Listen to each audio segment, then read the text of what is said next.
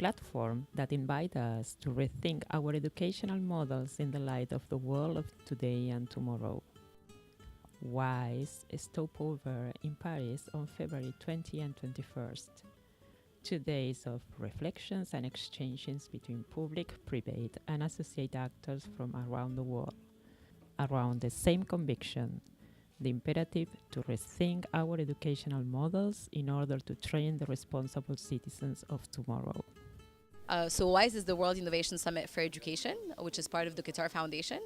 And we've been working for 10 years now on gathering education stakeholders worldwide to have a discussion around the future of education and spotting innovators from around the world to get a sense of what people are doing around the world and how we can get inspired and how we can empower one another to the different messages that are coming from those platforms. So at WISE, we have a lot of discussions around building the schools of the future and education and learning of the future. And we actually also have quite a bit of programs and activities in every continent, including the African continent, where we've had an event earlier this year in Ghana.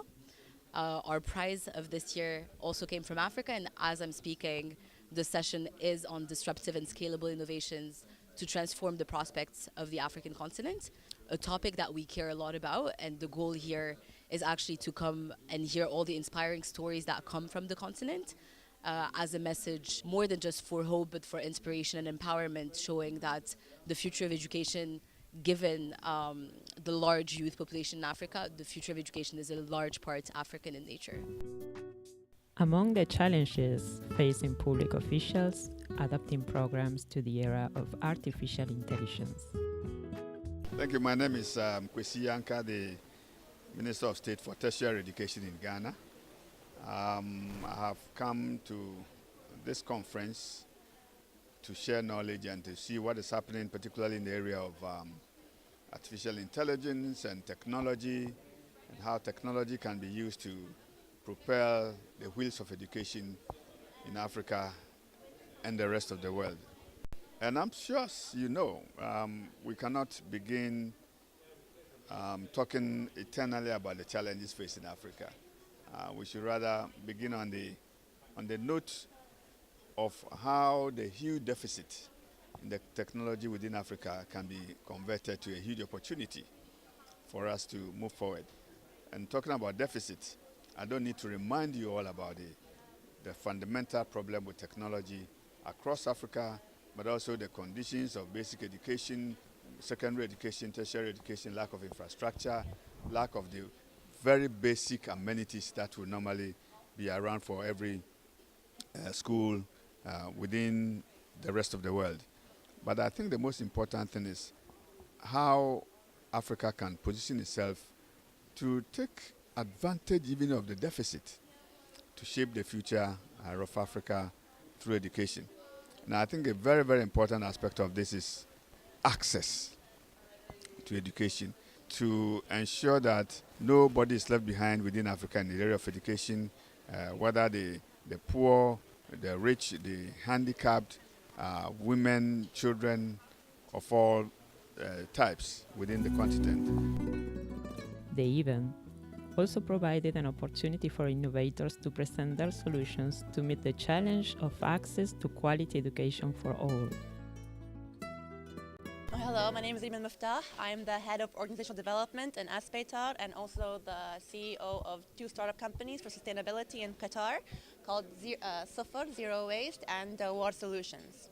So currently we have 2 startups that are for zero waste and awareness for sustainability across the world and localized in Qatar. So firstly we have Suffer, which is no waste in Arabic, zero waste, and we are doing now providing products that are upcycled from different countries, and especially now in the Philippines, because we're empowering females to get on-the-job training for jobs where they can upcycle the materials of their local products. So in the Philippines, through Suffer, we are empowering the women and educating them of how to upcycle the materials, and also at the same time, the culture and the nation there are also seeing where they can localize their products and upcycle them and provide them to others and export them out for their economy as well.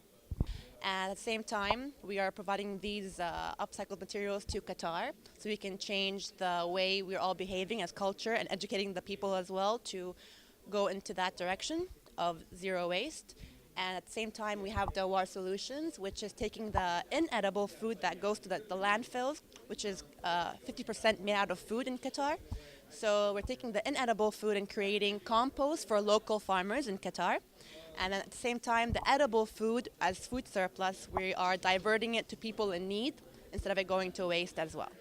So all of this together for us creates awareness and education for our children in Qatar and the new generations of how to go about sustainability and zero waste in their lives at home and outside of home. So we really do hope to expand this initiative from the Philippines and Qatar to expand it to the MENA regions, the North Africa regions, because we see that there's a very big and high demand for education in these areas where we can easily get to those children and educate them of how they can reduce waste from now as they're growing up, so we can reduce it all over the board. So we will be tackling those challenges across the world, and I think our next area would be the MENA region in general and more of a focus.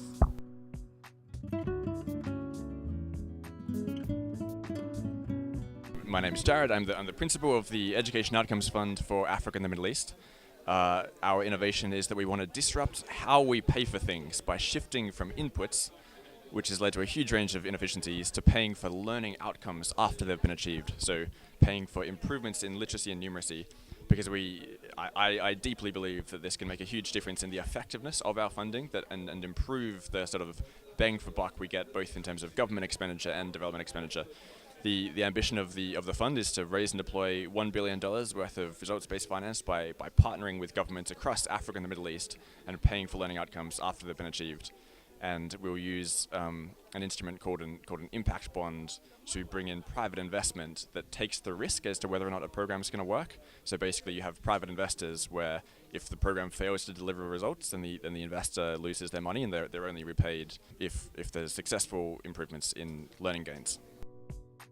And finally, they show us how can we learn from each other, from Africa to the world.